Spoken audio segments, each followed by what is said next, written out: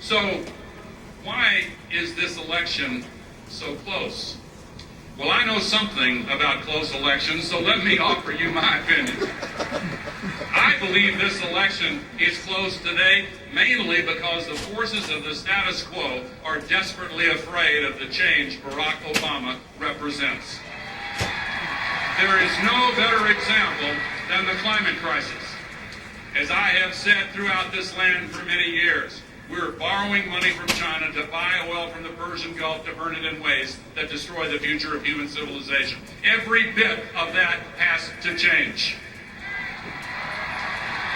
Oil company profits, as you know, have soared to record levels, and gasoline prices have gone through the roof, and we are more dependent than ever on dirty and dangerous fossil fuels.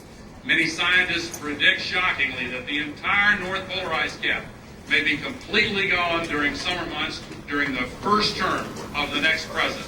Sea levels are rising, fires are raging, storms are stronger. Military experts warn us our national security is threatened by massive waves of climate refugees destabilizing countries around the world. And scientists tell us the very web of life is endangered by unprecedented extinctions. We are facing a planetary emergency, which, if not solved, would exceed anything we've ever experienced in the history of humankind. In spite of John McCain's past record of open-mindedness and leadership on the climate crisis, he has now apparently allowed his party to browbeat him into abandoning his support of mandatory caps on global warming pollution. And it just so happens that the climate crisis is intertwined with the other two great challenges facing our nation: reviving our economy and strengthening our national security. The solutions to all three require us to end our dependence on carbon-based fuels. Instead of letting lobbyists and polluters control our destiny, we need to invest in American innovation. Almost 100 years ago, Thomas Edison, our most famous inventor, said, quote, "I would put my money on the sun and solar energy. What a source of power," he continued. "I hope we don't have to wait until oil and coal run out before we tackle that." Well, now, in 2008, we have everything we need to start using the sun, the wind, geothermal power, conservation, and efficiency to solve the climate crisis. Everything, that is, except a president in the White House who inspires us to believe, yes, we can. And we know how to fix that. So how did this no-brainer become a brain twister? Because the carbon fuels industry, big oil and coal, have a 50-year lease on the Republican Party, and they're drilling it for everything it's worth. And this same industry has spent $500 million this year alone trying to convince the public that they're actually solving the problem when they're in fact making it worse every single day. This administration and the special interests who control it lock, stock, and barrel after barrel have performed this same sleight of hand on issue after issue. Some of the best marketers have the worst products. And this is certainly true of today's Republican Party. The party itself has on its rolls men and women of great quality. But the last 8 years demonstrate that the special interests who have come to control the Republican Party are so powerful that serving them and serving the national well-being are now irreconcilable choices. So what can we do about it? We can carry Barack Obama's message of hope and change to every family in America and pledge that we'll be there for him, not only in the heat of this election, but in the aftermath as we put his agenda to work for our country.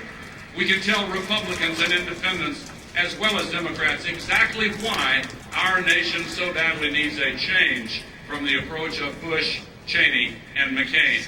After they wrecked our economy, it's time for a change. After they abandoned the search for the terrorists who attacked us and redeployed the troops to invade a nation that did not attack us, it's time for a change. After they abandoned the principle first laid down by General George Washington when he prohibited the torture of captives because it would bring, in his words, shame, disgrace, and ruin to our nation, it's time for a change. When as many as 3 Supreme Court justices could be appointed in the first term of the next president, and John McCain promises to appoint more Scalias and Thomases and end a woman's right to choose, it is time for a change.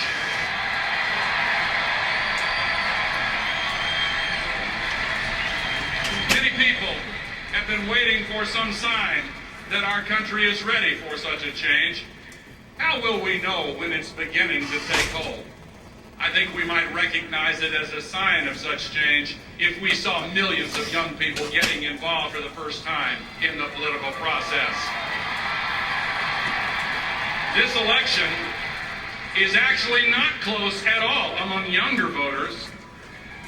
You are responding in unprecedented numbers to Barack Obama's message of change and hope. You recognize that he represents a clean break from the politics of partisanship and bitter division. You understand that the politics of the past are exhausted, and you're tired, we're all tired of appeals based on fear. You know that America is capable of better than what we have seen in recent years, and you're hungry for a new politics based on bipartisan respect for the ageless principles embodied in the United States Constitution.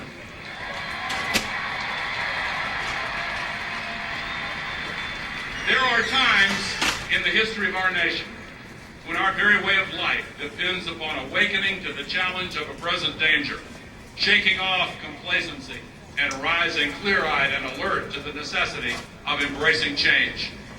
A century and a half ago, when America faced our greatest trial, the end of one era gave way to the birth of another. The candidate who emerged victorious in that election is now regarded by most historians as our greatest president. Before he entered the White House, Abraham Lincoln's experience in elective office consisted of 8 years in his state legislature in Springfield, Illinois, and 1 term in Congress, during which he showed courage and wisdom to oppose the invasion of another country in a war that was popular when it was started, but later condemned by history.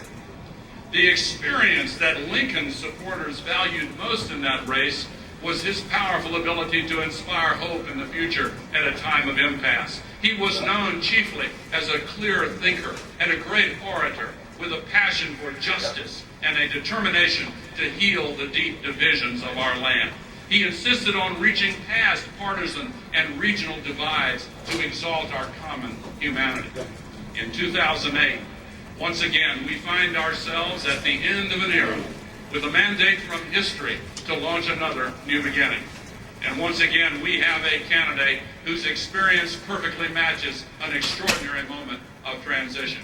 Barack Obama had the experience and wisdom to oppose a popular war based on faulty premises. His leadership experience has given him a unique capacity to inspire hope in the promise of the American dream of a boundless future. His experience has also given him genuine respect for different views and humility in the face of complex realities that cannot be squeezed into the narrow compartments of ideology. His experience has taught him something that career politicians often overlook, that inconvenient truths must be acknowledged if we are to have wise governance.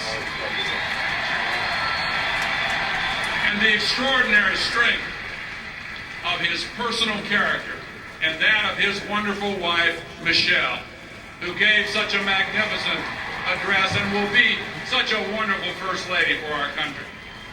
Their strength of character is grounded in the strengths of the American community.